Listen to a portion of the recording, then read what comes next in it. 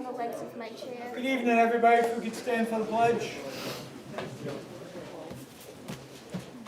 I pledge allegiance to the flag of the United States of America and to the republic for which it stands, one nation, under God, indivisible, with liberty and justice for all. Amen.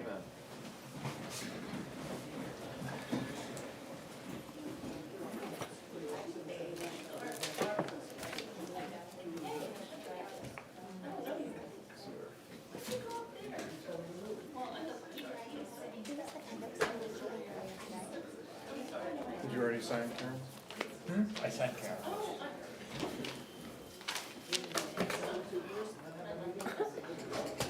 It is a doozy. All right, Katie Coppola, 20679. Shayla Gherkin is 5574. Mary Lyons Hall is 22008. Excuse me, we're in session. Thank you. Janice Weirs is 84571. Kiki Doniswall, 73374. Marley Beltry, 5541. Joyce Kegel, 59062. Kip Kaiser, 83903. Thomas S. is 19393. Katie Blazek Ahern is 73601. Jeff Collins is 82107. William Robinson is $1,066.60. Jillian Benedicts is $640.52. Karen Clements $1,286.89. Heather Haggett is $312.84.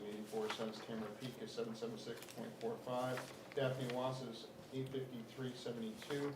Jason Gagnon is $41.56. Andrew Gray is $674.93. Joyce Gallant is $835.77. Joseph Bird is $1,115.15.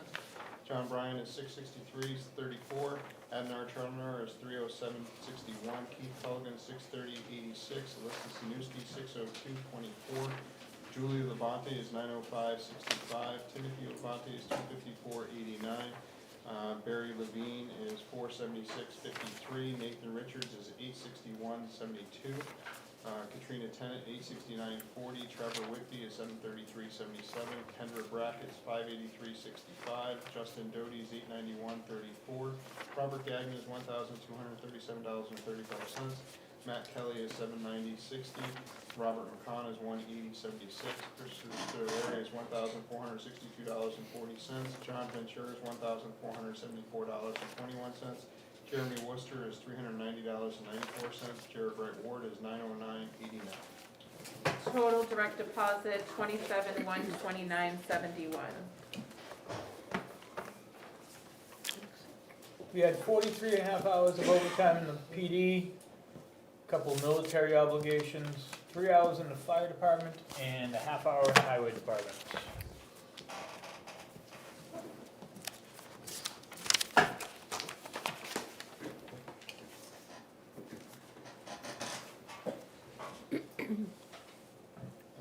Seven CS Consulting, $475. Airgas USA is $67.50. AT&T Mobility, $875.11. Block 5 is $275. Casella Waste is $30,992.14. Center for Occupational Health is $132. C&M Cleaning is Sorry, skipped one. I did. Thank you. I'm up now. Okay. Sarah? C&M Cleaning is $1,770.01. E&J Auto Parts is $149.96. Epping Car Wash is $165. Eversource is $1,690.93. Firematic Supply Company is $1,680. Frank's Repair Service is $100 even. GKG Planning LLC is $2,782.50. Great American Financial Services, $317.09. Hartman Oil is $2,627.46. Joyce Kegel is $22.93. LCB Transport is $505 even. Mitchell Municipal Group is $7,355.70. Mobile Trash Compaction is $200 even. Premier Towing and Auto Repair is $545. Quadient Finance is $1,003. State of New Hampshire Department of Transportation is $2,398.87. Stryker Sales is $63,119.56. Stratum Tire is $831.61. Suburban Propane is $452.88. UniFirst Corporation is 6340, Valak is 26145, John Ventura. Sorry. So, let's see. Which one, Aaron? Stratum Tire, 83161. What was next? Next one is Suburban Propane, 45288. Oh, okay. The highlighted part. Yep. I saw library and all UniFirst Corp is 6340. that. That one I don't.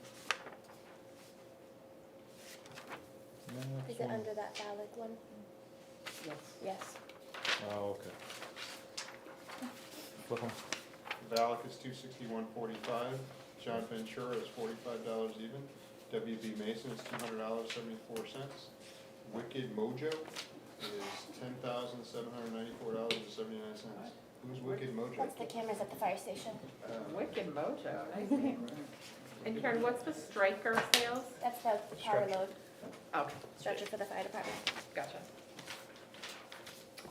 Total AP, 131,89963. Thank you so Survived. much. Right? It's always a good thing. Yeah. Survive. Yeah.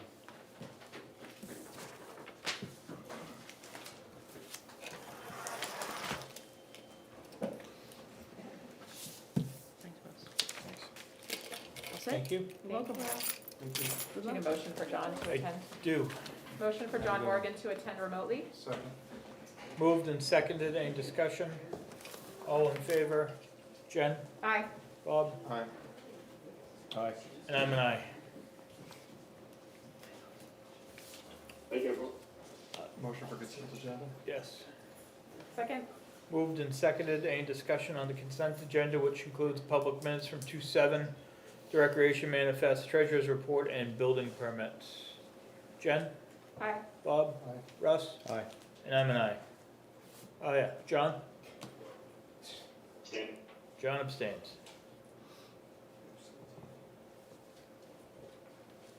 Pair of documents? Looks like you have a stack of them. I have a land use change tax warrant and bill for 9 lots at 3 ponds. So the top is the warrant, and then there's three of these for you to sign, 3 bills. Motion? $5,000 each, so it's $45,000. Moved and seconded, take 9 lots out of current use. All in favor? Jen? Aye. Bob? Aye. Russ? Aye. John? And I'm an aye.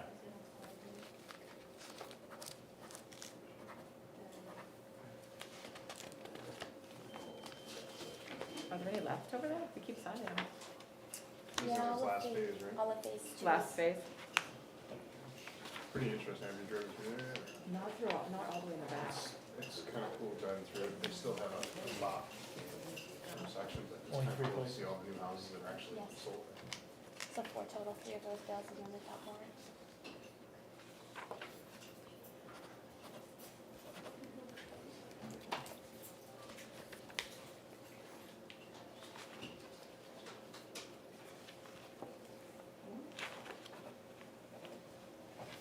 Four places to sign.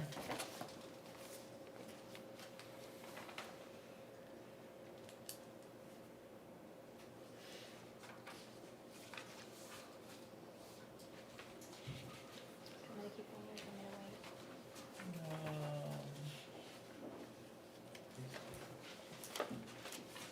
wait. You can go. I have a failed septic waiver request for 4 Juniper Lane. It's no expansion of use, and it is just looking to replace the septic in kind. There's a map here, and I need approval from the select board and then the health officer. To build a new one? It's a constrained lot, so they're just looking to replace it, Like kind, because they can't meet the Like water kind, setback. yes. motion? I have motion, do I have a second? Second. Moved and seconded for 4 Juniper Lane, failed septic, rebuild like kind. Jen? Aye. Bob? Aye. Russ? Aye. John? And I'm an aye.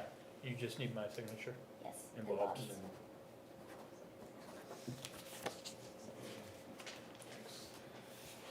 And I have a notice from Painters and Allied Trades to re-grant their educational exemption of 95% of the property value at 34 Commercial Drive, tax map 208, lot 10, and it is recommended by Jim Michaud, the town's contract assessor. So this has been going on since they built the place? Motion. It Moved by, just has to be periodically re-upped? Is it just a routine? They have to Yeah. renew it every Renewal, year. routine renewal, okay. moved by Bob, I'll second that. second by Jen. Any further discussion? All in favor? Jen? Aye. Bob? Aye. Russ? Aye. John? It's an educational. And I'm an aye. Do you have a sign here, or? No, I don't need you to sign, it was just a vote.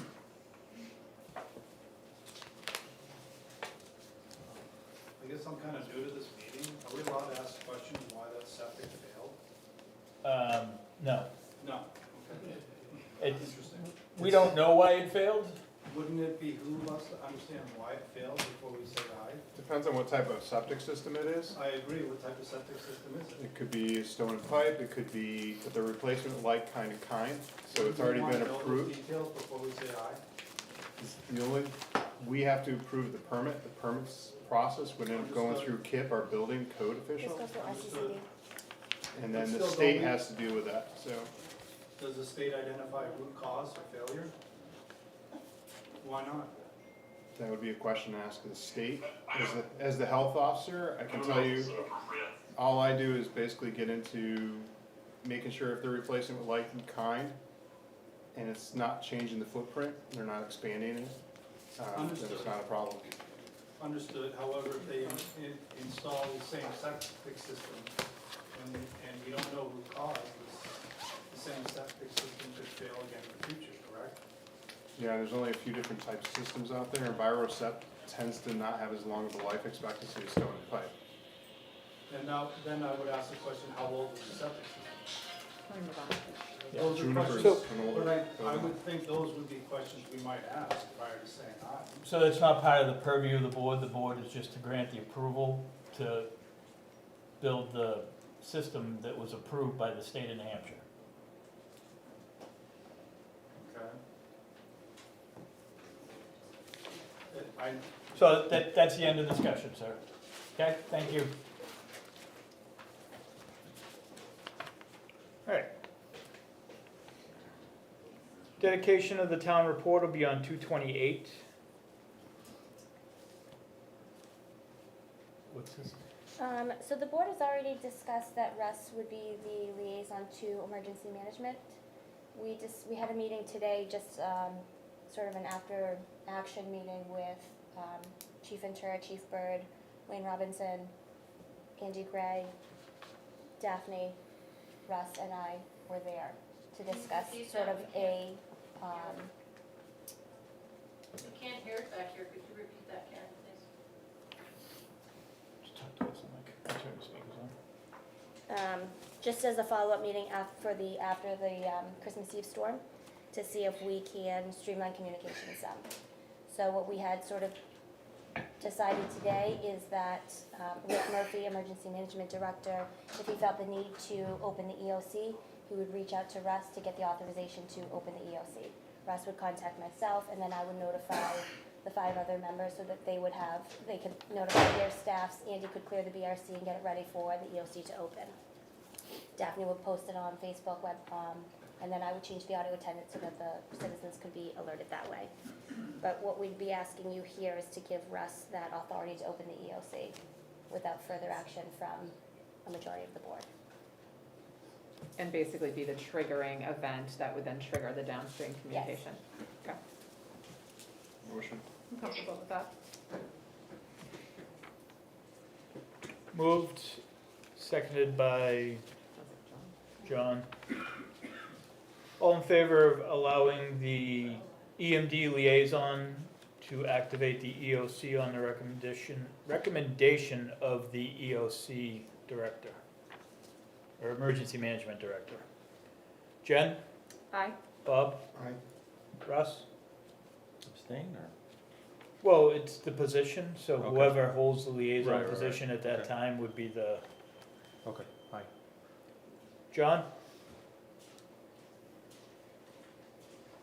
I couldn't hear you. Thumbs up? John's an aye, and I'm an aye. I have 2 requests for funding. Do you want me to ask them now or ask or wait? We can wait.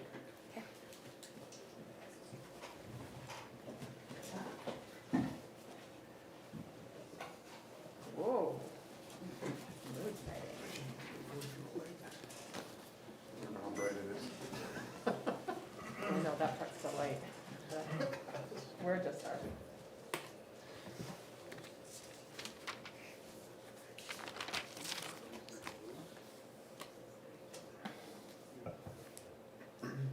Is there popcorn? No popcorn. Sorry. I tried to get the bar card, but.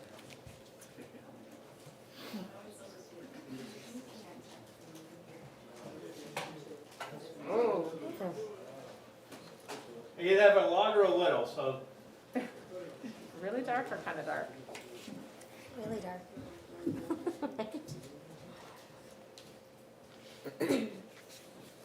So at this point, I'm gonna open the Public Information Center session on SB2.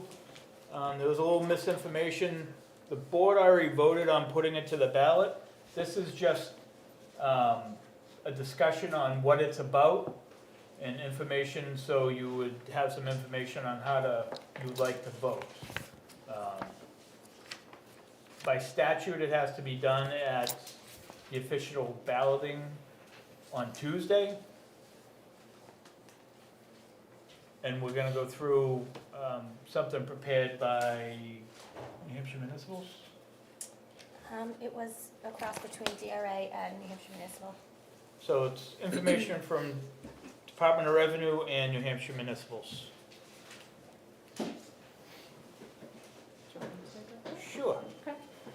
Andy had asked me if I would help go through this, so I'm happy to. Those who attended our meeting, I don't know, it was maybe 4 weeks ago or something, when we first voted on it, know that I'm the one who brought this forward, and then the board voted 5-0 to put this on the ballot. SB2 has been on the Brentwood ballot. This will be the 5th time in 10 years. It was on the ballot in 2012, 2013, 2014, and 2016.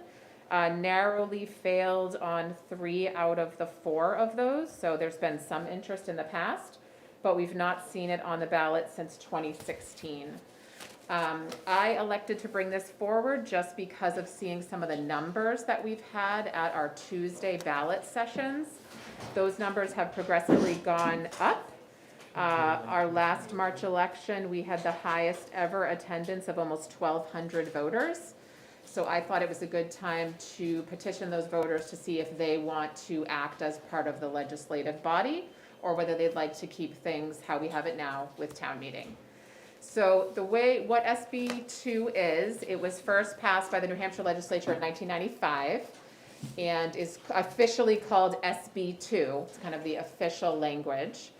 It's just a different form of town meeting that's broken into 2 sessions.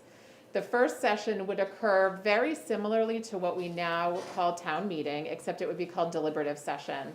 For those who've been involved in the co-op deliberative sessions, they are SB2, so they use this process already. At that process, you would go through every single warrant article, including the first warrant for the town budget. You would have them explained, discussed, debated, amended, exactly like we do at town meeting now. The difference would be that there would not be a definitive vote held at that meeting. There would only be amendment votes. The second session is same as we do now, a voting session.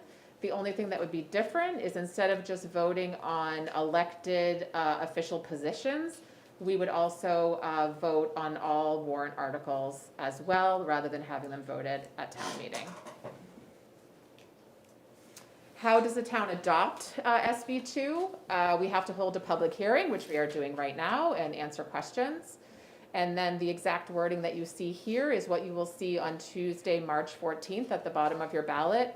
Shall we adopt the provisions of RSA 40:13, known as SB2, to allow official ballot voting on all issues before the town on the second Tuesday of March, So that will be on the upcoming ballot, and you will vote either yes, you would like to change to SB2, or no, you would like to stay how we are now on traditional town meeting. For there to be a change in the way you vote in town, there needs a 3/5 majority vote. So a simple majority vote will not make this change. Ooh. I think we're on 4.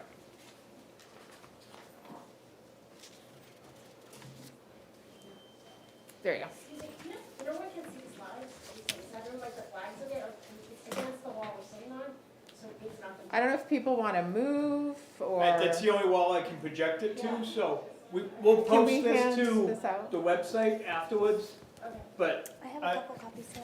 Maybe you can hand a couple of those out. Paper copies. She was just in the hospital. Wait for you guys to get some. anybody, I have 4 copies if you wanna pass them around. Next question is, how will the meeting change? The deliberative session, the first session, would be similar to traditional town meeting, but would be held slightly earlier in the year. The creation of a voting session, the second session, will be similar to what we do now, the second Tuesday of March. You can elect to move the voting session to a month other than March, but right now we are a March voting town. The procedure of how you adopt your town's operating budget would change as we moved to SB2, and I think there's some follow-up slides about that. You can advance those forward. What happens at the deliberative session? All warrant articles can be discussed and amended. Warrant articles cannot be amended to eliminate the subject matter, but you could amend the dollar amount of the appropriation to any amount, including 0. Those are the exact same rules that we operate under now at town meeting, where you can change details of a warrant, but you cannot change the intended subject matter of the warrant. So none of that changes under deliberative session. All warrant articles, including those amended by the first session, will be placed on the ballot. So even if a warrant is zeroed out, it will still appear on your official ballot at the polls on Tuesday. Can the select board or budget committee change their warrant article recommendations? So this would be if the select board and the budget committee put forward a warrant for the deliberative session, that warrant was significantly altered. The answer to that question is yes. It could allow the select board and or the budget committee to change their recommendation that would show to voters at the polls, presumably if the warrant was amended significantly enough that they felt the need to change their recommendation. How will the budget be adopted? The way the budget works is just slightly different. People are probably familiar with this from the co-op process. The article is an operating budget is what would be voted on, but then there's a default budget. The reason behind this is if your operating budget were to fail, you need to fund and operate your town, so you have a default budget. Any special and individual warrant articles for things like road repair, fire trucks are all completely separate from the operating budget, therefore would not fall under the operating budget discussion, and a hearing on the entire budget and the default budget would be held. So that is similar to the hearing we have now that's held by the BudCom. It would just have the additional factor that they would discuss the default budget at that meeting in addition to the budget as supported by the Select Board and the BudCom. What is a default budget? So default budget is sort of the just-in-case budget if your primary budget does not pass. It is based off the budget that you had the year prior with certain adjustments, and those adjustments are mandated by legislation and RSAs. The adjustments include things like things the town is legally obligated to pay and would therefore have to put into their budget, as well as some one-time expenses. Default budget is the budget that's adopted when your proposed operating budget fails. There is another option. If the operating budget fails, a special meeting can be called to reconsider the operating budget. If that does not happen, the default budget automatically goes into place. Theoretically, your default budget could be either higher, lower, or very similar to your operating budget, just depending how the town budgeted that year.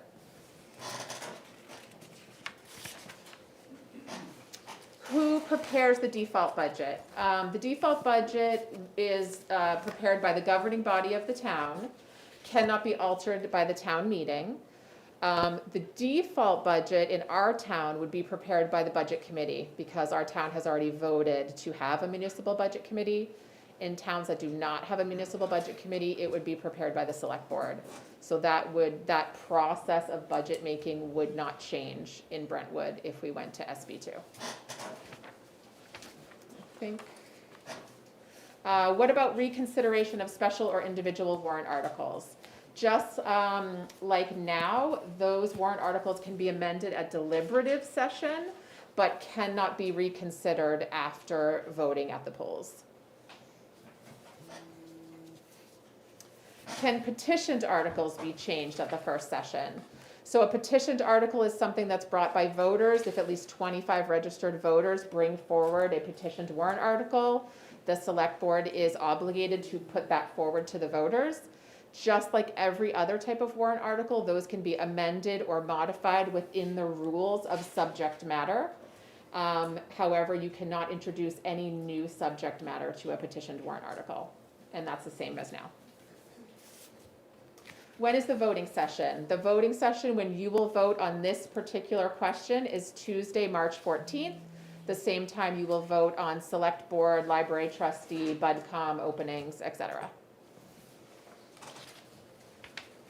How does a town go back to our current town meeting format if we did decide to go forward to SB2? The exact same process would happen. The official ballot referenda could be rescinded by putting wording onto the ballot to say, shall we go back to traditional town meeting? And once again, would have to do a 3/5 majority to reverse that decision. And I think that's the last slide. And if anybody wants an additional copy, you can have this copy. Let's see if anybody wants that.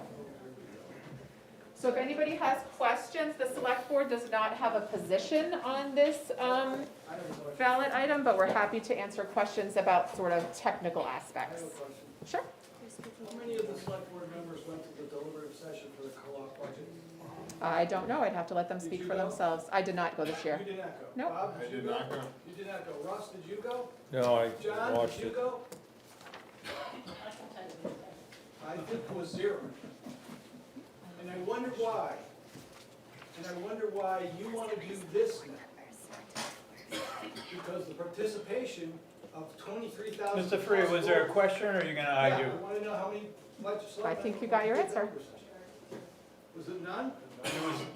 I did not I don't attend, no. Okay, so nobody. Can someone say no one showed up from town? From the select. Select So, board. can someone say no one from this select board showed up to the meeting? I said I did not show up, I wasn't there, so I do not know who else did not show up. I'd like to Sounds like see. it. Okay, We're not arguing the point, sir. We're moving on. and we also need name and street name or no? Yes. Bill Faria, Phil South Faria, Road. South Road. And your What name, about the your, gentleman? John Cecil, South Road. thank you. Ms. Liz Freer? Faria, South Road. So we're really lucky. Jen, can you put back, I'm not sure what slide it is, because I gave my thing. Can you put the slides up and I'll tell you when to stop? We're really set. You have the slides in your hand, no? No, I gave them to. Okay, well, I don't even need them really. So, we're really lucky because we have both forms of government right now. The deliberative for the co-op. Most people don't realize that Exeter Regional Cooperative School District has already proposed their budget. When they did the first meeting, which was in January, there were 5, how many did you say, that's the budget, the number I want. How many did you say came to town meeting? When, last year? You said there was 1,200 or something? No, 1193 is how many came to the polls last year. Oh, that's perfect, that's perfect. 1193 at the polls. Yep. And how many came to town meeting? 197. 197. Okay, so it's perfect, we have a perfect comparison. Because for the co-op budget, which is 69 million, our whole town runs on 12. That means school, police. I mean, this is before this proposed budget. town, police, school, Brentwood Swayze School, police, fire, snow plowing, road paving, our whole town is $12 million. The co-op, 5 of us went in January, when they proposed the first session, 5 of us, 4 were from Brentwood. Out of a possible 26,119 registered voters in the 6 towns. 26,119. You know how many came to the big money? 69 million. We're gonna waste so much time on the warrants, but nobody showed up. There were on the February, I think it was the 5th, what was the first Sunday in February? Okay, well, you weren't there, so you didn't know. Okay, Lois, the 4th or the 5th? Oh, yeah, should we do a time? 6th, 5th, it was the 5th, February 5th. Probably should. None of you were there, Jack Mitchell was there. He's the chair. Yeah, I'm just talking about how many, the select board didn't come, I believe Jack was there. You were there, Kim, I believe, yeah? Liz, can you, Okay, so my point is, we already have this for the town meeting for the co-op meeting, out of a possible 26,119 voters, 26,106 didn't show up. So there were 103 people, 33 of whom were from Brentwood, and they didn't all agree, but 33 of us were there for a $69 million budget. And you want this kind of voting for what? We had 197 at the town meeting. We had 33 at this kind of meeting. We have 3281 voters here. Exeter has 11,894. This is not the kind of meeting you want. Nobody knows anything at these meetings. You have to go to an inordinate amount of meetings to know what's happening. Here, we at least have town meeting, and everybody knows what it is. If they don't show up, it's their own fault. But this is ridiculous. I'm so glad this came up, because this was a real stark contrast. And Melissa knows this, and that's why she's running for select board. And I know this, and that's why I'm running for budget committee. This is a ridiculous thing, will change the whole way of our town meeting and structure, and I feel like sometimes some people on the select board should really live in Exeter instead of Brentwood, which is not Exeter. Liz, you get your point across. I think we know how she feels about it. Picture in mind. Mr. Chamberlain? Thank you. 2 minutes? 3? That's up to you guys, but something. Name is Dick Chamberlain. As town moderator, you know that I do my damnedest to be neutral, to really be neutral, to not take sides. I'm not neutral about this at all, I'll tell you that. I am not in favor of SB 2. First of all, as was said, there were 4 to 5 years that it was on the ballot, and it was defeated each time. Granted, it was defeated by less numbers each time. My concern about it is that in the state of New Hampshire, there's somewhere around 230 towns and cities. 234. Thank you. 70 of them are SB2. Both Daphne and I have tried to find out from the state how many of those that were SB2, that are SB2, have tried to go back to traditional. Do you know the answer? 33, 33. and 3 have made it. Okay, and 3 have made it. Yep. Partly because there's such a high vote that you've got to have, a positive vote to go back. And I know for a fact from other moderators that it is enormously discouraging of suddenly being an SB2 and then trying to go back to traditional and not being able to. But I think one of the biggest problems is that at a town meeting, as has been said, when a warrant article comes up, there is the opportunity to speak to it. And in speaking to it and hearing different points of view, oftentimes people change their minds. People change their minds. They come to believe something that they hadn't thought about before, but they've got some learnings.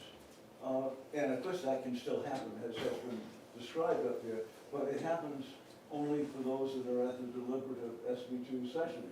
It doesn't happen for the rest of the 3,200 voters in Brentwood, that haven't had the benefit of that. So that's really, and, you know, New Hampshire and New England have been traditional town meetings forever. End of my speech.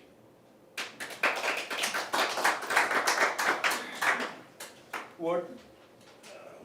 Ward Burn, 55 Row Road, Brentwood, New Hampshire. Very shortly, I'll be a resident of this town for 55 years, and I'm more than saddened and disheartened by another movement by SB2, which formerly the SB2 proposals were put out by residents and not our selectmen. And I find that deeply disturbing that our elected politicians are trying to change our democracy in a way. And I'll use Mr. Chamberlain's words that he's used at every town meeting I've ever been to, is that the town meeting, a town meeting form of government, or I should say, the town meeting for Brentwood is the purest form of democracy we have. That's all we have, is people that have grown up here and live here. And you're gonna strip us from that. This is gonna change the dynamics of this town tremendously. And it saddens me to see that we just, this push to keep changing and changing and changing is just, I just think it's wrong. And I think that for a board of selectmen to come up with this and want to change this tells me that they don't want to hear what your voters are telling you. You just want us to go to the vote booth and write X, Y, Z, put a check in the box. There's been some great through the years. My mother and my father were involved in it many times. I think not only democracy is at stake here, you're putting a limb here, because I worked at the town of Exeter for a long time. Default over, and when people saw a big ticket item like a police station, it got voted down. The fire station next voted down for it again. People will vote with their wallet, and this could damage this town in the long run. I've seen it, and I don't think it's a good idea. Anybody can go to a deliberative session and change, they can zero a budget. What do we do then? Thank you. So, we can hold our applause as a sporting event. That for a minute. So, I voted for this only because I believe the townspeople should have the vote. I don't like deliberative session because of all the points that have been brought up, but I also think the ultimate form of democracy is allowing the vote on how. And I would agree with that. I would to for the voters. It's a warrant article, so what does everyone want? There in the second last one, and then. I think the understandable, we're having this conversation because 5 people are ready to vote a certain way or feel a certain way about this, when really it was to allow it to go on the ballot. So I know that's how I feel, and so appreciate the input. Sir? John Recessel, South Road. I'm saying I'm an English, so I focus on words. I cannot stand ballot choices because they're filled with double negatives. Does everybody here know what a double negative is? Double negatives confuse everybody. They confuse me.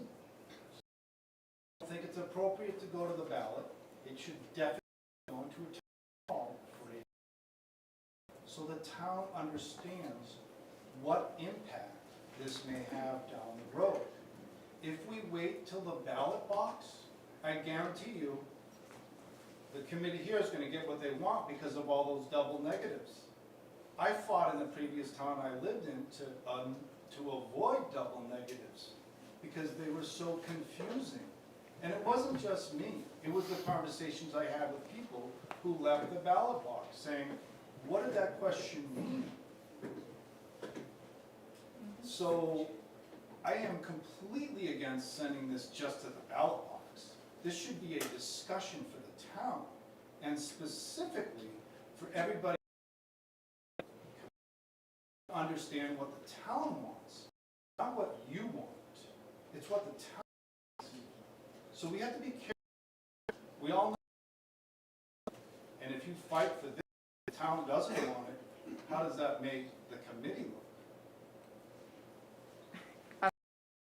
That it's going on the ballot because that's the way SB2 is voted.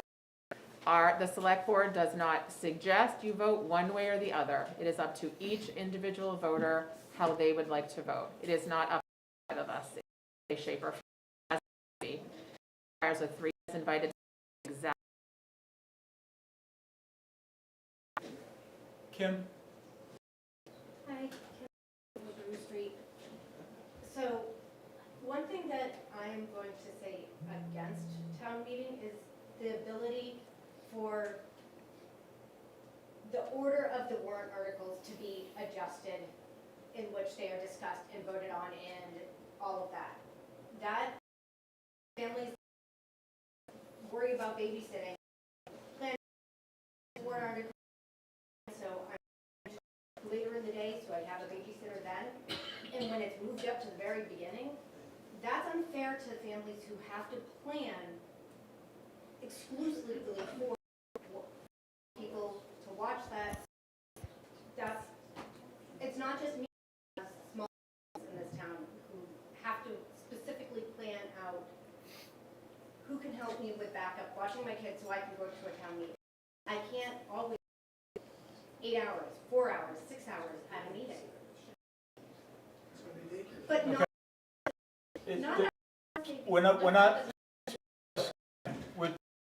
We're not debating this in the crowd. Public statement's public statement. Thank you. a lot of families just can't do,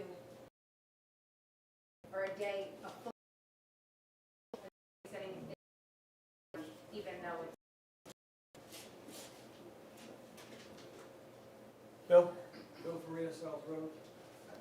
So you said that the select board didn't do this? Whose idea was this? That's not what I said. I said, No, Jen said. Did you put it on the ballot? I said we don't decide whether the town does town meeting. Who put it forward for a ballot question? Who did I that? brought it forward to the You brought it board, forward. and the So- board voted for it. But why did you do that? I thought I explained it, but I'm happy to explain it again. Go ahead, try it. I didn't get. Okay, I'll be happy to. When I joined the board, I had been to multiple town meetings, but one thing I wanted to do is look back historically. So I came in, they're all in a big filing. I went through the last 10 years of town meetings to make sure I kind of understood the things that had happened in the past 10 years in town. I saw that SB2 had come up for, I was actually a little, at least once, I'd asked Karen, and she said, yeah, I think it came up like in 2016. So I looked back, and then I looked at the numbers of people who have been attending in-person ballot elections and town meeting. And I saw a trend that over the past few years, the number of people who are able to come on election day Tuesday has gone up and up and up and broke 1,000. And even 10 years ago, it was 500 people, 400 people. So that number has gone up significantly. In the same period of time, the people who come to town meeting has gone up a little bit, with last year being an anomaly, the highest ever, but generally is about 4% of the electorate. At Tuesday's election last year, it was almost 40% of the electorate. To me, I felt like those 40% of voters, who is more than usually come out, have been more active at the ballot. I felt that they should be given a chance to decide whether they want to act as the legislative body or whether they want town meeting attendees to act as the legislative body. That's it. It's just numbers. This is a change in the way people, it's a change, hold on a second. It's a change in the way voters have behaved recently in Brentwood, and I thought it was a good time to put this forward again to the voters who will decide. 2 points come to mind. Sure, One, how many deliberative sessions have you been to? quite a In few, the last 10 years? quite a few, I've gone to some of the Quite a few Exeter deliberative ones, sessions for the co-op, yes. and you think that's a better way to go? Because I will address her issue. What I'm saying is it's not up to Deliberative session is me. just like a town meeting. You go, you can be there all day, you can be there for 8 hours, you can be there for 2 minutes. I understand, I've been to them, some of them are very long, You've been to them, yes. but you didn't go this year. No, I did not, I was not able to go this year, Did you go last year? yes. You did? Yeah. And you went, and did you also go to the hearing? I don't believe I went to the hearing, no. Okay, and how about last year? Last year for what? So the point is, you know when town meeting is, Yeah, and you make it to that. yeah, You know when the deliberative sessions are, yeah, but there's you don't online, always it's make on it to that, and Facebook. that's a huge budget. Every year it's a huge budget. I understand that. It dwarfs our budget. And you don't think it's as important to go to that as it is to go to town I would just like to reiterate again, Mr. Faria, this isn't about me. You put it on the ballot. As other people have. I don't wanna make this personal, but you're the It's one who not brought it up. personal. I brought it, what did I do? I brought a ballot question for somewhere in the realm of 1,000 people to vote on. They will decide. They may vote the same as me, they may vote different as me, that is their prerogative. Yes, I brought it forward and I feel good about it because to Kim's point, I think some of these people who are not able to come to town meeting or not always able to come may want to have a more active voice as the legislative body. That's their choice. All right, It's their choice. Oh yeah, we can put the light back on. Jen, did you still have a question? Jen? Julie? Julie, sorry. That's great. Jen's behind you. Julie Believe, 62 Lyford Lane. I think there's a lot of people in this room that pretty much took the words right out of my mouth. I'm fully against SB2. For 15 years here in Brentwood, I have sat in many deliberative sessions for very long hours. And I don't like the fact that lately we're comparing our town to other towns. We are not Exeter, we are not Stratham, we are not any of the other towns that are a part of this little circle here. I want it to be Brentwood. I've gone to many town meetings over the years. Those can be long too, those can be quite loud, but it gives people the opportunity to go and give their voices, and everybody can talk amongst each other. When you start getting involved in the deliberative session and you just want to get it to the ballot box, you know, you said it, I believe. I've heard from many folks in this town who are confused by the warrant articles. They'll go into the ballot box, they don't even have a sheet of paper with them, and then they circle something, and then they come out and talk and go, damn it, I didn't know what that meant. And did I circle the right circle? So for me personally, I just think it's gonna go in the wrong direction if it happens. We need to keep our town, and nobody else's town.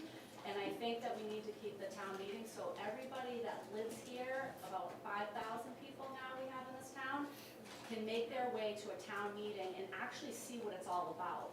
And not just, you know, go to a deliberate session. You're right, a lot of parents don't go because they can't do it. It's just not, I just think it's a bad thing that's been brought up, and that's just my feelings. Thanks. Rebecca? Rebecca Dunham, Block Drive. I agree with Julie, a lot of good information has been shared here. But what you have in SB2 is an uninformed electorate. They don't know the issues, they don't know the pros and cons. You're taking away that right to educate the voters.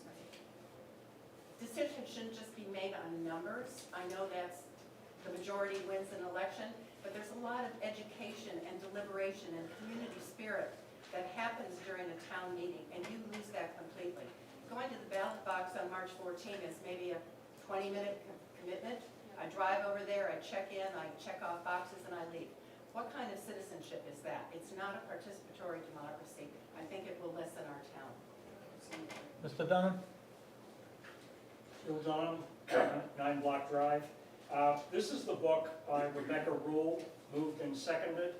She speaks to both the town meeting versus SB2.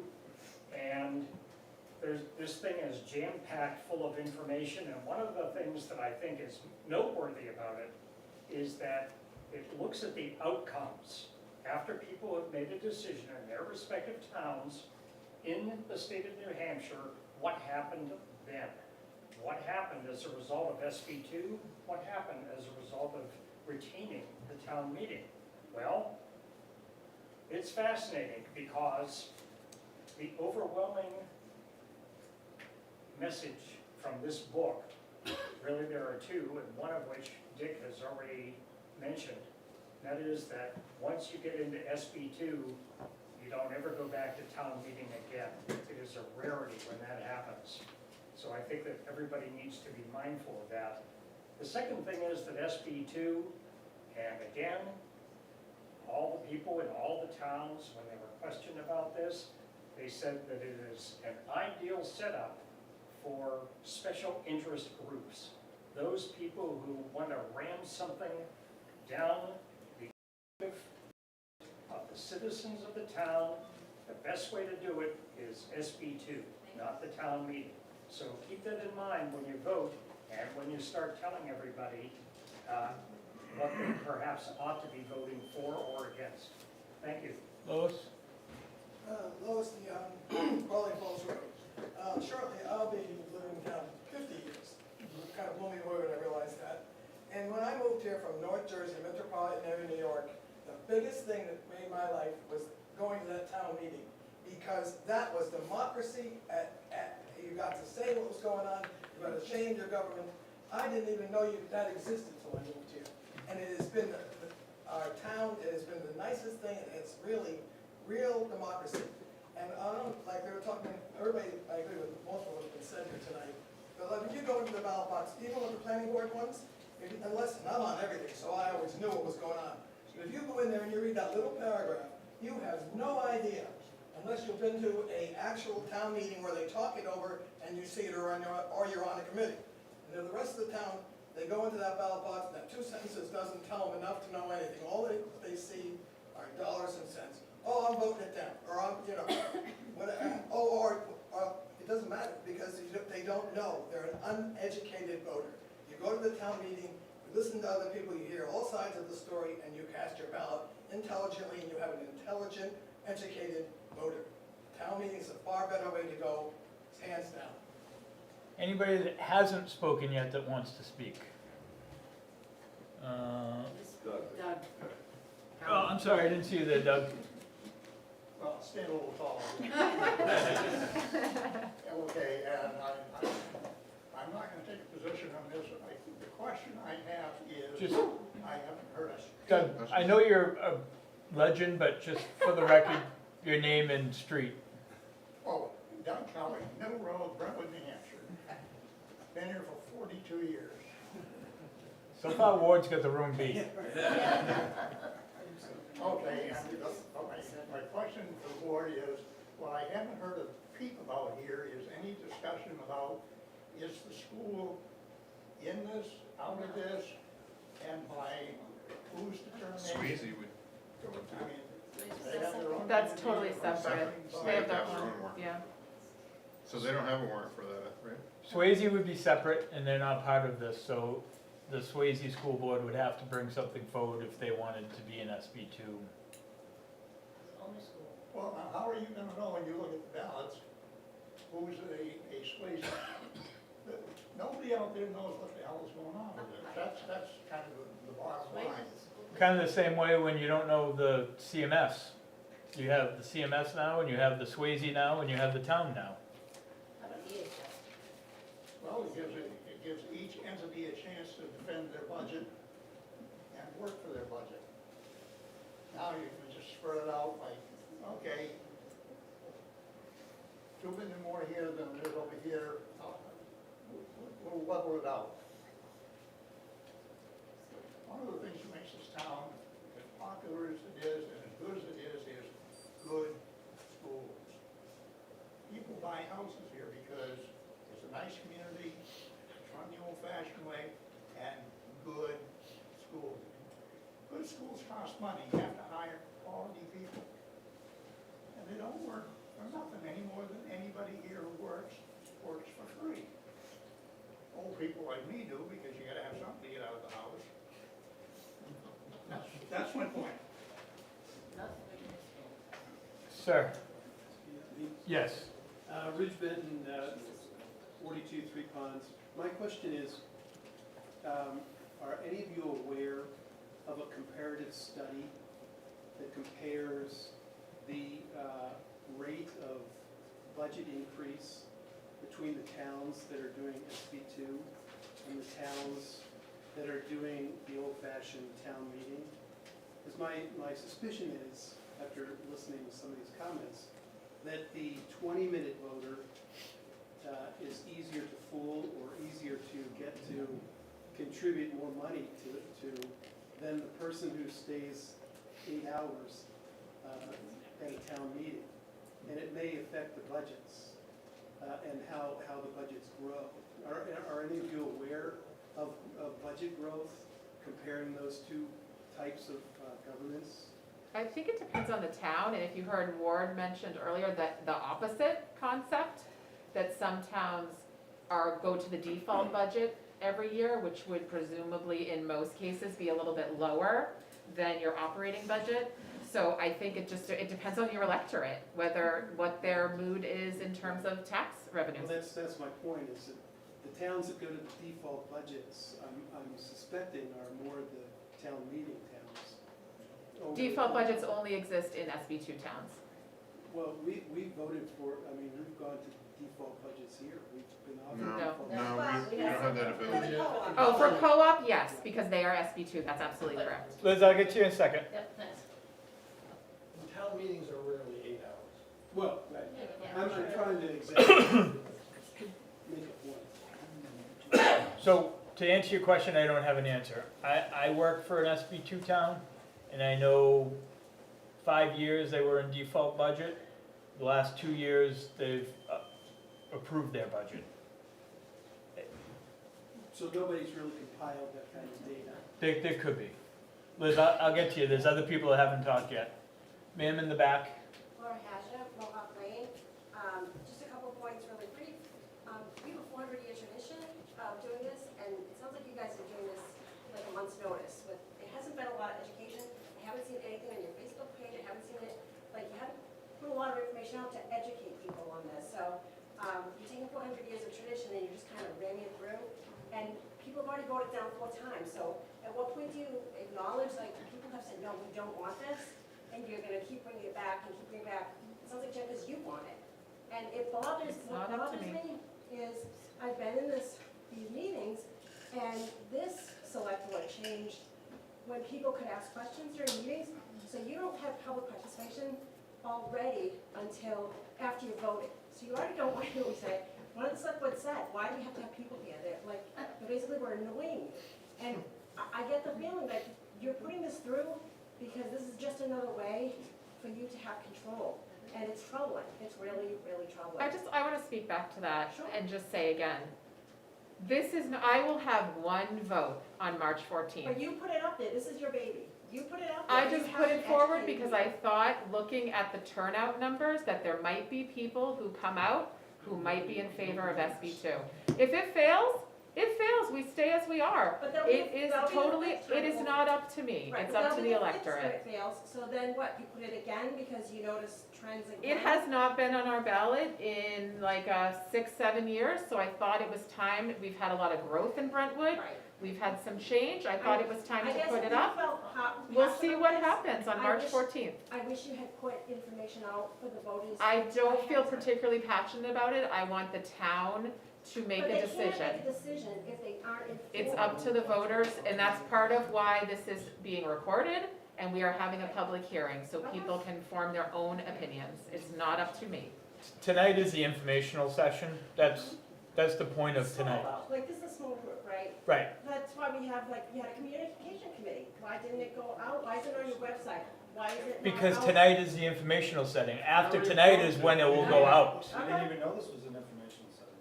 I It found out was today because I posted. showed up at the town hall. That was because it was a Facebook post that misled you to the fact that tonight was being voted on by the selectmen. It's been agendaed that tonight was an informational session of the SB2. Mr. Haja? Jim Hazard, Mohawk Lane. I just wanted to say, as far as information, if we're getting mail in a good fashion. You would already have your Brentwood newsletter and the election special. We did summarize the pros and cons. Citizens.org, the New Hampshire group, they did a pretty good job with the pros and cons of SB2, and we recreated that and put it in there. And I just wanted to say that, yeah, it is true that I get it. It's tough to make the commitment to be at the town meeting. And I know, like last year, I couldn't do it. I had to be with my son down in Florence, so I couldn't be there. It kind of stinks. And I feel, I feel for a parent. Eventually, they can move out. So, but no, I just think, and the chairman even said this, and others have. If you look at the pros and cons, what I'm really afraid of is that this deliberative session still happens, and less people go, and they can really screw up the warrant articles. And then now when we go to vote, it's all messed up. And I also think what the moderator said is so true. Coming from a city form of government, and I was a government official in Methuen, the people had no say. It's just, you elect somebody and then they do whatever the hell they want. And when I first got to Brentwood, I went to that first town meeting, and when he said this is the purest form of democracy, when I went and experienced it, I went home so excited because truly that town meeting is the best form of democracy you could have. And I really hope that people look at all the pros and cons and don't make this mistake on SB2. Thank you. All right. Still looking for people that haven't spoken yet. Michelle? Michelle Suit at Middle Road. I would piggyback on the statement that there definitely seems to be a push to eliminate the exchange of information. That's what SB2 would do. It would eliminate the ability to have conversations at town meeting. As was stated, the board has already tried to eliminate commentary from the townspeople at these meetings. And you've also chosen not to support the Brentwood newsletter, which was another way for people to get information. So it seems like a trend of excluding the townspeople from the process, which is unsettling. I will also say, yes, I spend a lot of time at town meetings and different committee meetings. I'm actually coming home 2 days early from my vacation to be at town meeting. So if it means enough, you will be there. But give people the opportunity to do that. And just to speak to that, if the voters decide to go to SB2, that exchange of information at the deliberative session could be, if all the interested people still come, that is where you have the exchange of information. So going to SB2 doesn't remove the discussion, education of your neighbors, deliberation. It just removes the final vote to a future session. And part of the reason, and I agree, there's pros and cons to both. If you look at some of the pro and con literature, they'll say, yes, if you have dwindling attendance at the deliberative session, that's not good for your town. So if we do go to SB2, I hope just as many people will go to the deliberative session. And part of the reason for having the deliberative session earlier is to allow, transmission of all that information and sharing the recording with people who could not be there. So I have to push back a little bit that this would remove communication. It just changes the voting style a little bit. Attendance at deliberative session would not be the same. It might not be. That's up to the voters. That's up to Brentwood residents. It would take some amount of time, I don't know how long, how many years, to educate now the townspeople of where they have to do different things, so I just think it's a bad idea all around. Sure. And I too, don't believe it's something that you as a select person should have brought forward. If citizens wanted to bring it forward, so be it, but I don't think that's your purview. That's fine. The board agreed with me that it was appropriate. Jim? Jimmy showed 329 Route 125. I can't compete with Ward on 55 years, but I've been here for 23 years. I moved to this town because I did my homework and I appreciated the small town feel. I appreciated everything about the town. I feel that it's sad to see there are certain people in this town, some that sit on this board, that are trying to change this town. This is a charming little town. It is not Salem, New Hampshire. It is not Manchester, New Hampshire.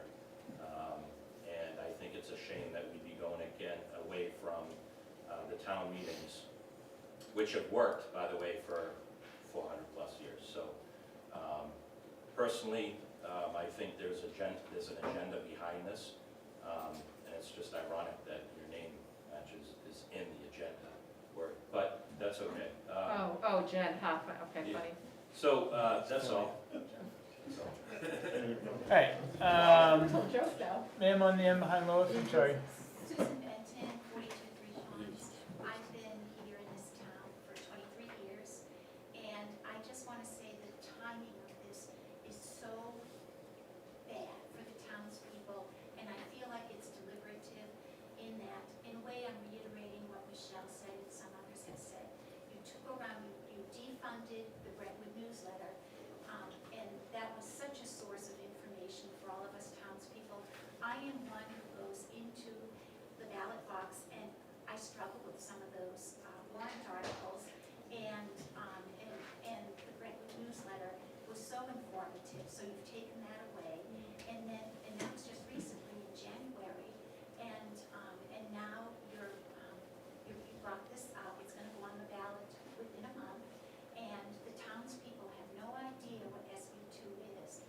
They can't find out in the Brentwood newsletter, so it does look like there's an agenda that's being pushed. And I think it was bad policy, bad optics for you, Jim, to bring this up, your fellow select board vote on this. And that's all I'm saying. Just one thing I'll say in response, I believe Mr. Hajar just said that the Brentwood newsletter does have a whole article on this. Is that correct? Yeah, because we're blessed, we have people who don't. So will it be a February issue? It's in the mailbox right now. As soon as the post office can have enough people to deliver the mail, you'll get it. And for anyone who, one more thing that I'll say, for anyone who feels that they may not understand the warrant articles, that's what the deliberative session is for, just to clarify that. But it is sad that I had to be privately funded, I will add that. Eric? Yeah, Eric Tur, Peabody Drive, speaking on behalf of myself and not any public position that I may hold. A newbie to town at almost 24 years. I just wanted to say, I'm not putting forward any particular position on this. It's come up multiple times in the past, as has been stated. Those came from individuals in town. If you look back at who offered those along the way, I believe they are some of the most conservative voices in this town. This is not something that's pushing some sort of agenda to grow town government. I'll say personally, I voted against SB2 each time it's come up, but in defense of Jen and the board's decision to offer it again to the community, the proportion of people that voted for SB2 in each of the subsequent elections, I believe, has grown consistently. So it is not a settled thing. Again, I'm not saying this is a good idea. I like going to town meeting. I like what happens there. I don't think that this does anything more than give the people in the town the right, after X number of years, to make their voices heard on whether they want to make this position. And I think that the discussion that this is an agenda by the board, no pun on your name intended, is really misguided. I really feel as though the town, by way of the vote, when you have increasing numbers of people showing up to the elections and increasing numbers of people voting toward, but not, I believe it actually passed 50% the last time it was voted on, if I remember correctly. It did, yeah. Yeah, so it's not an agenda that you all are pushing on anyone else, and I just want to make it clear that I think, regardless of how you feel about this, it goes before the people will decide, and, I think people have seen this ballot initiative enough times that they do know what they're voting on. Thanks. Anybody that hasn't spoken yet that would like to speak? Mr. Moderator, you had your hand up. Did you want to talk again? Yeah, I think the dilemma is that there's no question about the fact that the majority of us who have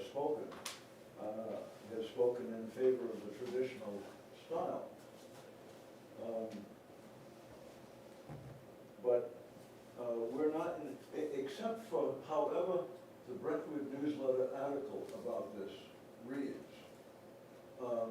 we're not in a position at this late moment to try to educate the rest of the large number of people that will be the ones that are gonna vote. That's right. That's the problem. The largest number of people that will be voting will be the people that have not had the benefit of this discussion, and don't know the pluses and the minuses, of which there are pluses and minuses on both sides. And I don't know how to deal with that.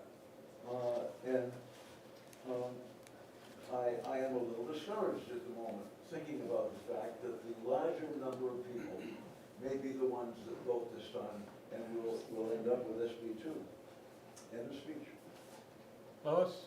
Mr. Young, only opposed to exactly what Mr. Moderator just spoke. It's exactly correct. You're going to go to that ballot box on Tuesday, and there's going to be, they're going to vote. And most of the people, and we're at a handful here by compared to the town, do not have any idea what SB2 is. They're going to be voting on something they have no idea. And what Doug said, what Dick said is absolutely correct. And that's why what you're doing here is wrong. Jen and then Liz. Kim, I'm sorry. I'm not out there.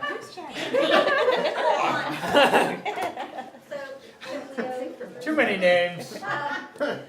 So, one of the themes that I've heard tonight overall is an uneducated voter and lack of participation. I think a few of the members in here and I will agree that I would love to see more of our town members at meetings and here. I try and come to as many as I can, but small humans after hours, it's not easy. You guys want more engagement with our community? Can we use our technology for that? Can we use the Zooms that have the chat option? Because then people can ask the questions via either typing them in, raising their hand or something, because you've got people who want to ask questions but may not be able to attend all these meetings. I can attend online much easier than I can coming here, depending on if my husband's out of country or not. I mean, you want all of your community members to have a voice and have that space. I agree, I love the town meeting and I love the debate, but not everyone can come here and do all of these. So how do we make it so everyone can have more of an interactive voice and have that educated voter?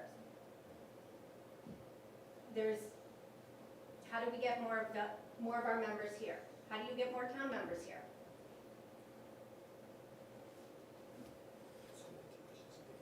I mean, that's what you guys are really against, is because the town meeting gets more people to have a conversation.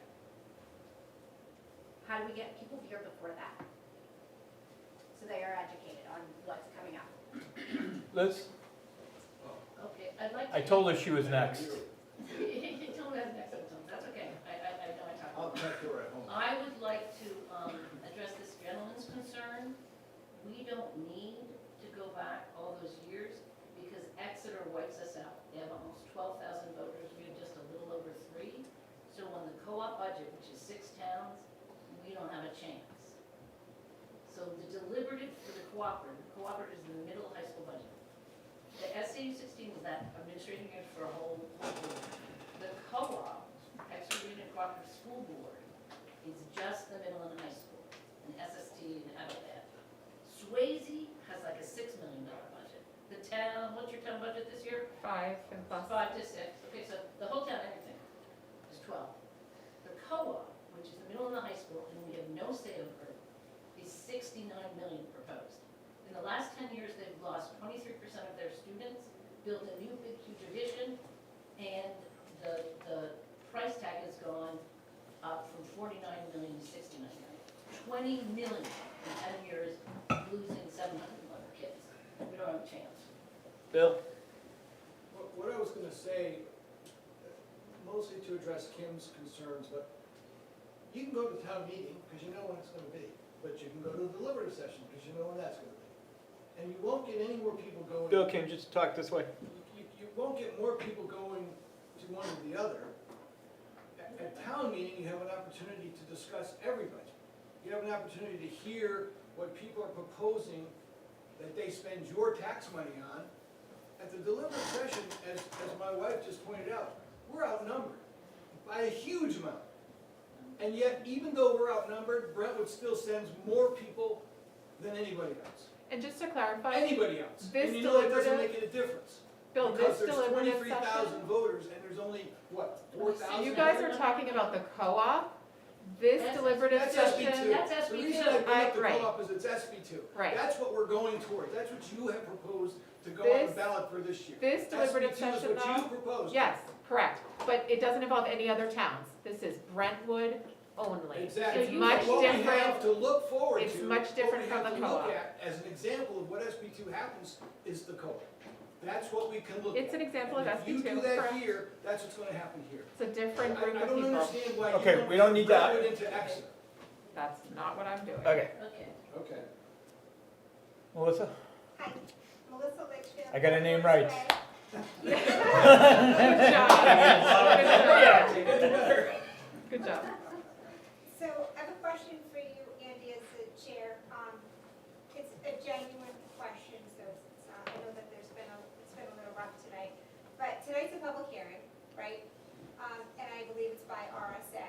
My question is, typically, when we would have a public hearing, I'm basing it on school board, right? I have not done select board before, but school board, even BudCon, we would have the public hearing and then we would take a vote.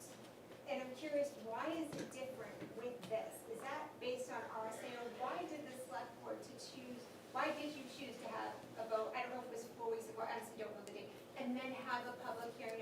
I've heard you say informational session, but I checked on the website before I spoke up. It does say public hearing, so. So there would be no public hearing if it's not gonna be on the ballot. So that's why it has to be moved to the ballot before there can be a public hearing. So if the select board never took a vote to put, if the select board or a petition warrant never came forward to put SB2 on the ballot, this wouldn't have happened because there was been no need. So that's why there's a public hearing after the vote. I know what you're trying to get, but But I think it would have been good just to hear the public before, just my opinion. The other thing, this is a comment, I know we've heard tonight, right, and I hear what you're all saying, you're making a vote to put it on the ballot, because I've done that before too, out of respect for the voters.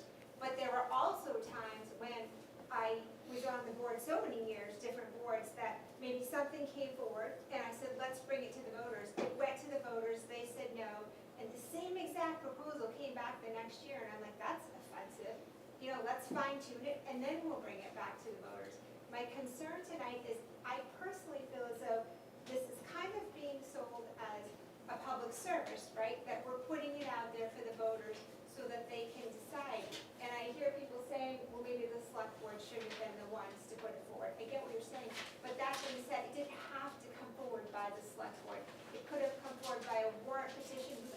Out of, what, 3,200 registered voters, we only needed 25 to put forward a citizen's petition. So for me personally, I'm just disappointed because it's been 7 years since it's come up, and just 25 people could have come forward and said, you know what, I really feel important about this. That's it, thank you. sir, Eric Trump, Gordon Road. I'm looking at this as I've seen in the last few years as a town, as you talked before about the newsletter's gone away from being funded from the board. The board is now pushing forward to, or proposing, bringing forward to have the town meeting go away. I'm not sure what direction you're looking to go, but one, I don't like it. But the other is you want an informed electorate.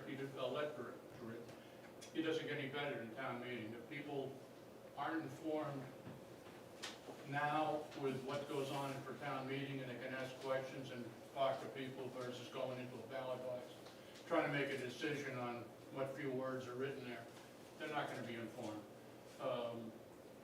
I heard before saying it gives people, this is SB2, gives people an opportunity to vote. They've always had the opportunity to vote. they had to get to the town meeting, but they've always had an opportunity to vote. This is not increasing people's opportunity to vote. They've got a day to vote, they have got a day to go to the town meeting. So what it's doing is it's taking what was a town meeting, watering it down so you can make some changes. There won't be as many people there. They don't show up, there's not that many people that show up to vote to finalize something, let alone fine-tune something. I think it's just going to have a less informed electorate, not knowing what they're voting for, or if they're at town meeting, they'll be able to see it, they can discuss it, they have a better idea what they're voting for. Is it difficult to get to town meeting? Yes, I make most of them, but there's occasions where I can't get to a meeting. But if you want to have a say in how your town is run, it takes an effort. And really two efforts, one to be informed and two to vote.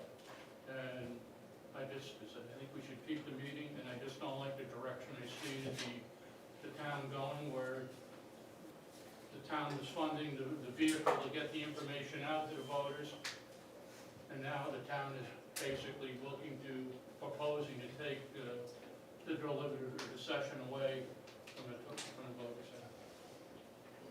Rebecca? Rebecca Dunham from Block Drive. A man by the name of Fletcher did some research on SB2 and the reaction from towns that went to SB2. Just going to read a few comments from Moved and Seconded, which is an excellent book.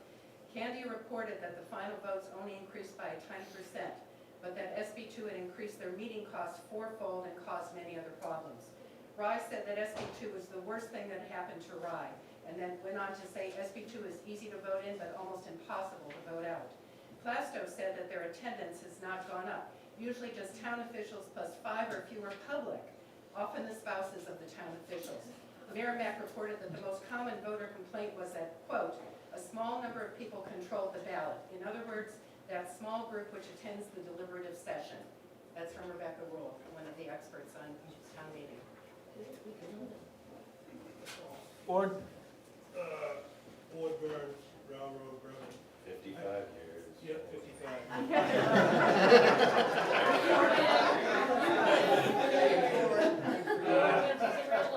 Just something kind of struck me about, going to this form of government. It's something that our town and our country, and I can't speak for the overall world, but I feel like a town meeting gives us a sense of community, and this is another form of pushing us away from a sense of community, where people can get together,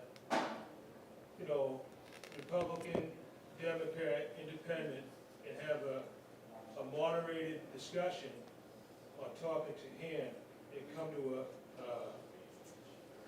a resolution that is positive for the town. And I don't ever recall a town meeting that we came out of that town meeting without making a good decision for each and every voter in this town. I just don't think it's ever happened. I mean, we may, cut a warrant article here, 25,000, or we move money over here and do this, but there's never been, in my recollection, a case where a town meeting has maliciously harmed this town. It just has never happened. And I fear, on the opposite side of that we could get a faction in this town, whoever it could be, could go to a deliberative session and say they defund our police department. We're gonna have a real problem. They defund our fire department.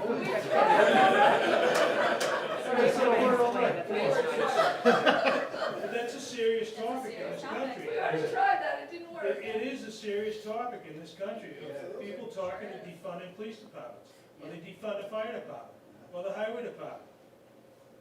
Then we're in a real pickle. And I know I'm old school and all, but if it's not broken, don't try and fix it. And I think in our town, and God love Dick Chamberlain, he's done a hell of a job through the years, and it burns in my heart that it's the purest form of democracy we have. And we don't have a lot left. And we live in a crazy world now. But we do have a town meeting. And I for one, you know, if you support it and you're gonna go through with it, that's fine. But I believe I'm gonna gather a group of individuals in town, and we're gonna go on a crusade to stop this. We don't have much left in this town, but we do have a town meeting, and I'd like to keep it. Thanks. Ward, thanks for your comments. I just want to clarify, you could not use an SB2 system of government to defund your police department. There's no mechanism whereby that could happen because the operating budget cannot be changed, and if it gets voted down, the default budget, which includes our $1 million police department, would get passed. So you could, let's say if there was a warrant article to build a new police station, that could get zeroed out, that's absolutely correct. But regular, day-to-day, I don't believe, even if you amend the budget though, I think it actually said you cannot amend. I agree with you on you would. I just want accurate information out there. I don't think you can use SB2 to defund the police department in any way, shape, or form. All right, Nor do I want to defund the police department, as John knows. Lois, Liz, Last one, Liz Fergus, South did you Road. promise? If you'll end it after this. So I'm really concerned that our mail isn't coming, so y'all defunded our free speech because we don't get the newsletter. I came to the communication committee, it's looking at ways to spend money. I'm like, why don't you just fix that, the economic development committee just got, stopped again or canceled again. You're not telling anybody anything. So we don't have any free speech. Next, I don't know, maybe we'll go up. You've had a lot of free speech tonight, Liz. But I go to a lot of meetings. I quit my job that was at night so I could go to the meetings. So in the last 2 weeks, I've been to trustees, friends, 2 canceled economic committee, and by the way, businesses are moving out of Brentwood. We absolutely need the town meeting. Jen said she doesn't even go to the deliberative. We have no control over that $69 million budget if we keep electing people that don't go to meetings. John's by proxy. I don't want to select him by proxy. People got to learn what the meetings are before they run for a position. Thank you. Can I just say one quick thing? If you don't get your mail, you don't get the newsletter in the mail, go to brentwoodnewsletter.org. The February election issue is up. You can read it there. If I have power. If you have power. All right, With- Oh, I did. with that, I'm gonna close the public hearing on SB2, and we're gonna move on to the rest of the board business for the night. Thank you all for your comments. Mr. Chamberlain, did you have some more for the, come on down. Be very quick. Tonight? The notes are in here. Just, everybody's leaving.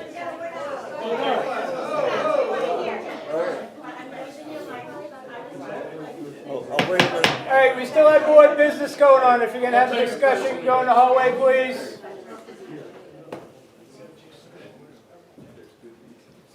Good night.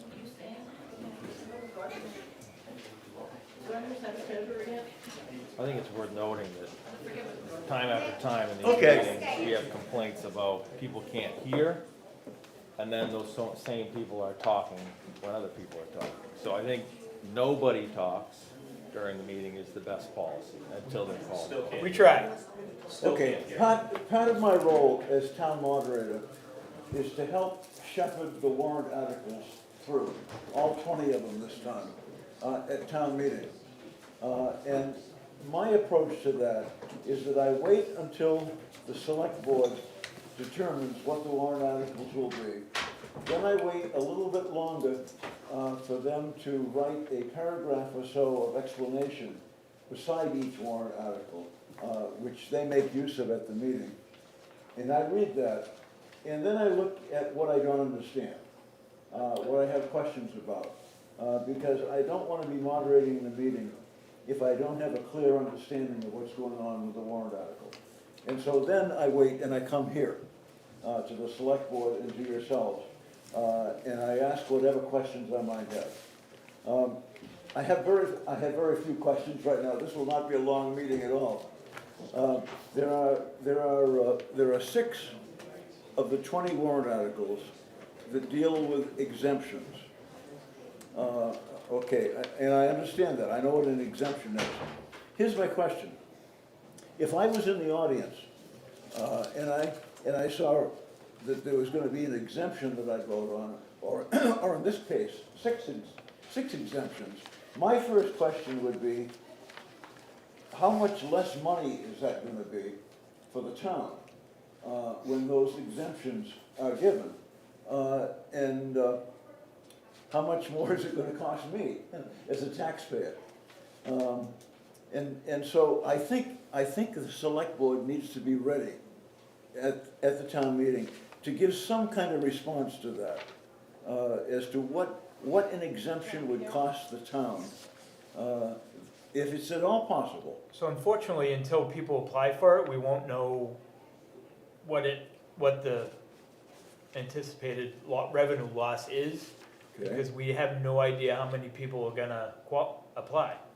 Just because people qualify now, they don't apply. Those same people that extra qualify may not apply afterwards, so. And there's no rule of thumb you can go on from previous years. All we know is what people qualify now. We've Yeah. changed the stipulation, so more people qualify, so yeah, we're gonna end up taking the. Then I guess that's the answer you're gonna have to Can give. we ask, Jack, could you comment on this? I know these recommendations are BudCom, and I believe there's some loose kind of back of the envelope calculations that maybe have been thought about. I don't know if you can comment on that, Jack. Well, an exemption on a 400,000, well, an exemption of any kind of $100,000, it seems to me was around $2,000 lost to the town. And to recover that, that would increase the payment from a $400,000 property by about $1.20. So now the real question is, how many exemptions are there going to be? And for that, we really don't have an answer. Yeah. Except in the proposed restrictions for qualification. We were careful that there were other towns that were less restrictive than the proposed numbers that we proposed. And presumably there's no runaway problem in those towns, at least nothing that we're hearing. Well, even that is a response. And that's all I'm saying, is that kind of response is going to be needed. The one other thing I've got is number 20. I understand it, and perhaps one of you could explain it. Either. Read it. We've read. Jen, if you have the night post, number 20. Yeah. A partisan ballot system. Didn't you speak to Shall that the then? partisan ballot system for the election of town officers be adopted by this town? The partisan ballot system shall not be in effect until the town election first the meeting such system adopted. A plurality when using the ballot system. That's gobbledygook to me. I don't understand. I had the same confusion Googling, and I believe, Jim, I don't know if you're comfortable speaking to, you spoke up when this was first put on. My understanding, Dick, is that right now when we vote for town officers, there is no party listed with those candidates. They are just a candidate for town for a nonpartisan office. Okay. I believe what this citizens warrant is for is that each person who's running for a town office would have something after their name that would indicate the party they identify. That's my understanding, but I could be wrong.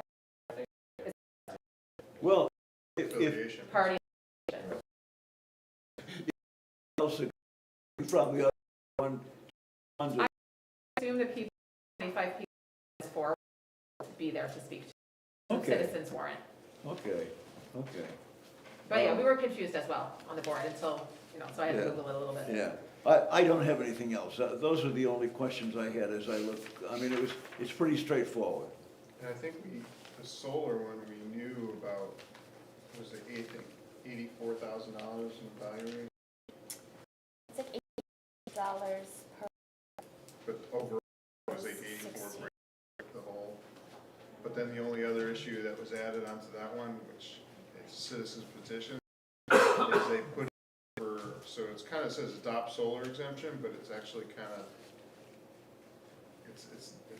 it's weird because it says with solar energy systems, wind powered energy systems, and wood heating energy systems intended for use at the immediate site. So it adds wood and it adds wind, so it's not really isolated to solar. I think that's how the RSA is written. Yeah, so I didn't understand star or to take other action in relation thereto is. It was listed in the petition warrant article. The text that is here, exactly how it appeared on the warrant. Presented to the board. Majority vote required? But to me, it's just kind of because it says solar exemption, but it's listing wind power heating. And I should be careful with that one too, because this changes your assessed value of your house, which let's say it cost you $1,200 to put your solar in, right? So it drops your house assessment, or it doesn't drop it. Instead of it going up $1,200, it stays the same. So that delta of dollars is not tax dollars. It's assessed value in the town, of which we have, I don't know, 7 Yeah, and million, I remember whatever. we talked about it was like 84 grand overall. But that might have been the assessed value difference of 84 grand, so the tax impact of that is much, much, much, much smaller. So hopefully the people who put it forward will have some sense of what the impact is. But that's a confusing one, I agree. That's it, Andy. Thank you, Ms. Moderator. Thank you.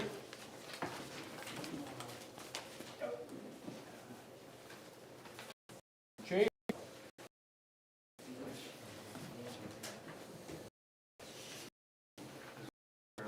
Public. This part's public, yes. So, safety security measures for the school. That project has begun, is almost complete, we're just waiting on some parts, I think that's no secret to everybody. Board representatives have come to me. When I originally pitched this idea with a general cost, or a roundabout cost, to the school, and I were there, we went to the school board.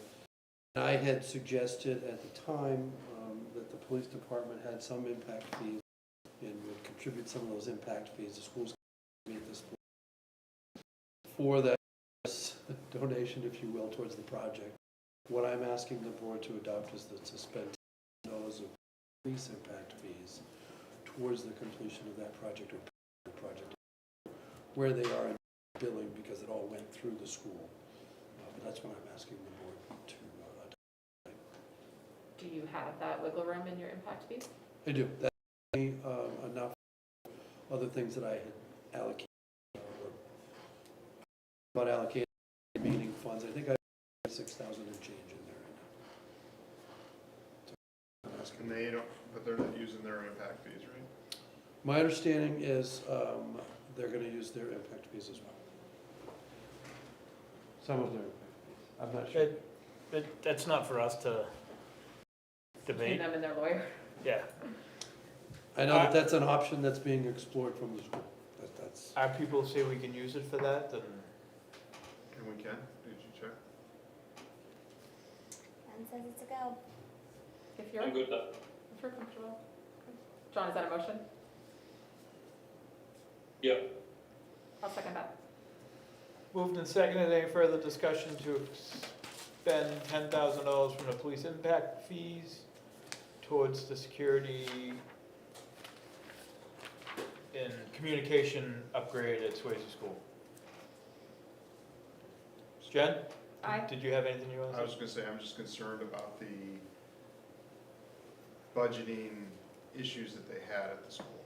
That's a concern of mine, because typically, they said they had the money, and then their budget got frozen because they ran out of money, because they had some unexpected occurrence, and now they're reaching back out to look for money, and to me, that's, So had we not already said that we would appropriate that amount of money, I probably would say no, but when the original offer was there and they said, no, we'll take care of it, the good faith was there for them to take care of it, now they can't, so we're backing up our end again.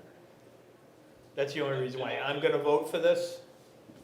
John? There is, we are doing something that the school through the SAU has been told they cannot. So I think that there was an actual claim in there.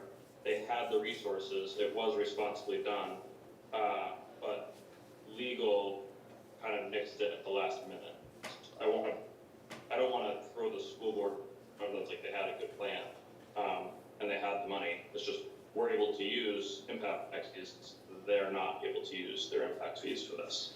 So, but I separately from that, just so I don't have to pipe in virtually, Chief, I want to say thank you for prioritizing the project. That was really important to the community, and just very grateful that you guys pushed that through. Thank you. So Jen was an aye. Bob? I'll abstain from this one. Russ? Aye. John? Aye. And I'm an aye. Motion carries 401. Anything else, Chief? Just non-public stuff? I have 2 more things to ask for money real quick. Go for it. No money. You spent it all. Yeah, again. So, Steve Cummings did the original site work for the fire station and the feasibility study for moving the police station over to that site. The committee would like to expend up to $3,000 out of the capital reserve fund for the police facility to see if it would be possible to move the town office with them to that lot. I think you have to do that. Yeah. I think if That's like But engineering. I think the idea was engineering to fee? just offer it to Steve and not put it out to bid. Right. Oh, okay. Which at that price point, it's not a requirement yeah. to put it out to a formal RFP. The other, I guess my other concern would be how the capital reserve fund is set up for the police station. Does that impact if they end up merging Yes. town hall? Well, Because that reserve was set up just for police stations, so how does that impact the money that's in that capital reserve and the warrant's intentions? I mean, you could always change the name of the capital reserve fund to expand it. I mean, it's too late to do that this year. And if you don't want to, if you want to leave the money, I have money in town office impact fees that could absorb that 3,000 if you'd rather use that instead. My only concern is if we are using that $3,000 that's in the police reserve specifically for police. yeah, I don't think it could be used out of the warrant Reserve So you want fund, to use yeah. town office impact fees? Yes. That makes sense.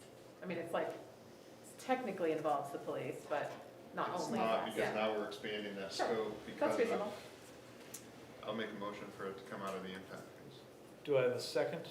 Second. Moved and seconded. Any further discussion? Jen?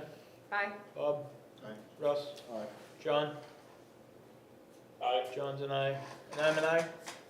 And can you just check with legal if there's gonna be any issue About renaming the fund? if we change that? You'd have to rename it by vote. We'd have to do another warrant, right? Maybe at Yeah. town So you'd meeting. have to wait till next year to So, yeah. change it, Tables and chairs, please? please. Wait, right? 10 chairs for this meeting room and then 2 tables, so 2 training tables, one for here and then one for here for Glenn. It is about $4,500 out of impact fees from town office. Sure, you wait till I leave to get new chairs. I know, you already said the same. You got 3 people that We'll leave one of the broken that ones. almost died. Commemorative. Do you have a quote for either a projector or a TV too? We do, Jillian she has gathered that information and then she was gonna present it to the planning board. Because the only thing I'm thinking is after tonight, the Yeah, you wall need it really up doesn't here. work. You would Yeah. probably need a pull-down screen Yes. over there with a projector. Yeah. But do you want to invest that money now? What's the status of those discussions? We had a discussion several months ago about trying to increase accessibility, kind of to Kim Leo's point about like more Zoom meetings, more presentations. Oh, we hijacked like this. Sorry, but Let's go back to the, we were discussing doing that for all meetings. So you're now saying like for our meeting, should we do that? I just don't, I wanted to stick a pin that we had had a discussion about trying to do that for all town meetings, and it Yes. kind of fell off the radar, I think. Well, But back to your point. I think the initial conversation was getting 2 TVs here, Right. which I think doesn't work optically, so Kip was gonna work with Jillian to get a screen here to pull down. Yeah. And then we've gotta figure out a way to balance the audio. and then I think the only time we would display something is when we had presentations. It was? It was? It was, oh, okay. Do you know how much money she wanted to spend? Top of my head, I think it was $3,000. For like You screen. should be able to get a projector and screen for $3,000. So we- John may remember. John, do you remember the number? For what? For the screen. Planning board for the AV? Screen and projector? No, I'm sorry. That should probably be separate. Do you want Discussion, to though. approve up to $7,500? Well, if they already approved money, then you shouldn't need any more. Well, you still need to approve the expenditure of impact fees. Oh, for them? That's So kind of We a- should wait till we get it from them officially then, because it just sounds like Yeah. we're not using full information here. Table it next week. Okay, but you're good with the 4,500 for your tables and chairs, or you wanna wait and do We'll everything? do as the one whole package? number Yeah. once. I've waited this long. I know. 10 years? 12 years? Anything else? Not for public session, I mean, do you want to do the names now, or do you wanna do that later? We'll do Because that later, next it's week. here to be done. Any public comment before we break for a non-public session? The only thing I'd like to, I'm sorry, Jim, you showed 329 or 125. The only thing that I'd like to say is I heard Russ make a comment earlier about not being able to hear and people talking. I don't know, I think the people that are talking are trying to be respectful, but they also have things that they need to discuss. But the big, I'm hard of hearing, and I'm not trying to single you out, Karen, but when you're talking that way, and the mic can't really pick it up, and it's very hard to hear, so that's all. I mean, you're gonna get, in a crowd, you're gonna get some, even if it's people moving their seat. So I think that should be also considered some type of a better, maybe, microphone system or something, because it is very hard to hear when there's a full crowd in here. So I actually talked to an AV guy. The reason why we have feedback in the room when I turn the speakers up is because these are broadcast mics. So it picks up the reverberation from the speakers, so it feeds back. The only way to fix it is actually to put regular mics in front of each person. Right. And that's something we'll have to look at. I'm Because just saying that I it think is. that might be good, because That's I what noticed school one board of the does. town meetings I had listened to online off the website, you could hear like there was a lot of breakage in it. So it is on my radar. I know there's a problem, I'm trying to fix it. We disconnected these 2 speakers hoping that would help. It was a fun didn't. climb in the attic. It did, you got me. So, yes, and with the way we want to reset up the room, we would need more mics anyways. So it's gonna be a cost thing because we'll have to revamp the whole audio-visual thing. John? Planning board approved $1,500 for projector or television screens. 1,500? 1,500. Maybe if it's just a pull down. You can not get a a- good projector now for not that much money. That's true, I was and- thinking it was TVs, but if 'Cause it's just a screen, it's not. Everything's a 4K projector now, so the non-4K ones are fairly cheap. Yeah. I mean, you can get 2 It's like you TVs can buy on a the 70-inch school flat wall. screen now for $500 bucks. That's true. Put a TV there, a TV here, on those little swings. TVs are cheap. I would do the pull down. You just pull the I would screen down think in so, front of the in front window. of the windows. Huh? Moving parts break. True. TVs don't. Yeah, But if the because TV's yeah. moving, it breaks. No, no. Yes, sir. Alright, any other public Figure comment? that out. Thank you. Thank you, Alright, what's the everyone. non-public Legal for? and hiring. Thanks. Non-public for legal and hiring. Motion to go to non-public for legal and hiring, do I have a second? Second. Moved and seconded, all in favor, Jen? Aye. Bob. Aye. Russ. Good night. John. John's an aye. Thumbs up.